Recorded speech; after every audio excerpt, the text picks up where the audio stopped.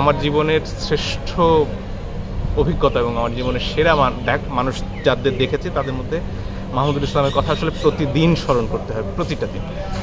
তার কাছ থেকে শিখেছি যে আসলে আইনজীবী হিসেবে দায়বদ্ধতা কাকে বলে, সমাজের প্রতি, সত্যের প্রতি, আইনের প্রতি। ফারহানের কথা বললাম না, ওই দিন আমি, আমার স্ত্রী, আমার বন্ধু স্নেহাত্রী চক্রবর্তী তার কথা বলছিলাম। রিন্টু নামে ওকে সবাই চিনে, সমাজতান্ত্রিক ছাত্র ফ্রন্টের কেন্দ্রীয় সেক্রেটারিও সে ছিল।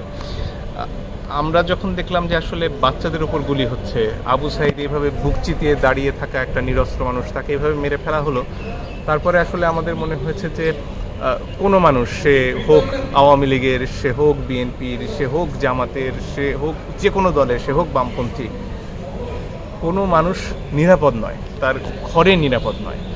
এবং সেই কারণে আমাদের মনে হয়েছে যে পরের গুলিটা তো আমার সন্তানের বুকে লাগতে পারে, কারণ ফারহান কি আমার সন্তান নয়?